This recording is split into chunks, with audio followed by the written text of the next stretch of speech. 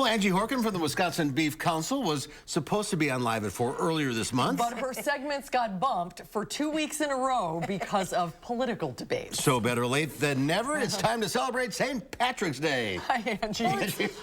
It's still March. Yeah, exactly. It's still March. Exactly. And we don't have the corned beef, so we got some other things. I don't have a corned beef recipe. I have Irish-inspired beef recipes. Okay. That you can make anytime. Any time of the year. Any time of the year. So what do you got here? So I have an Irish beef and beer stew. I think we call it Irish because it has beer in it.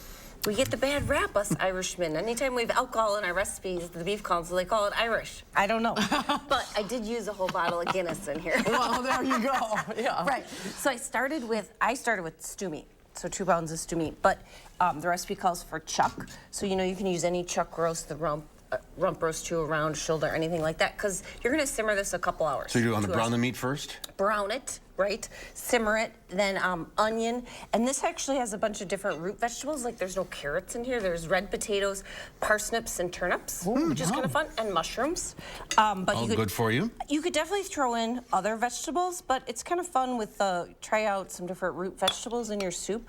But yeah, you simmer the beef with the onion and all those great root vegetables a couple hours in 1 bottle of Guinness, but you don't have to use Guinness, of course. But any beer will do.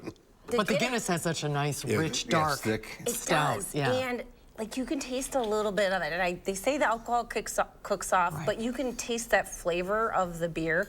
But of course, you know, if you don't want to use beer, use just an extra 12 ounces of beef broth. Okay. Because it calls for beef broth anyway. And then it's got some thyme in it and stuff. But smells good. All right, this guy. So this is called a St. Pat's pot pie. Beef pot pie. Beef pot pie. So I used flat iron.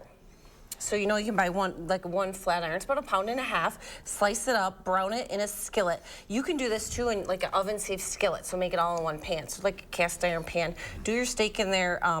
Brown it up. Pull it out. Add in some frozen carrots, frozen peas, just to soften them, and then some mushroom. This calls for mushrooms too. It calls for an 8-ounce package of creminis, and then some thyme, some beef broth. When you add in the beef broth with a little cornstarch to thicken it, you can add Jameson Irish whiskey. So it's optional. There's a theme here.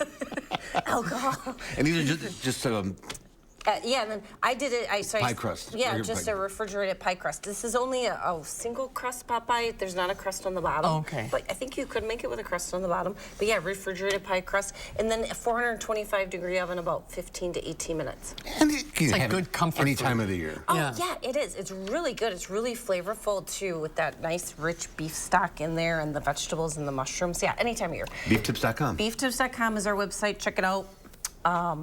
We got Happy St. Patrick's Day. There's corned beef recipes on there, too, if you're looking for those, too. Right. If you're still craving corned beef, we've got all those, too. All right. Thanks, Ange. Thanks, Ange. Good to see you.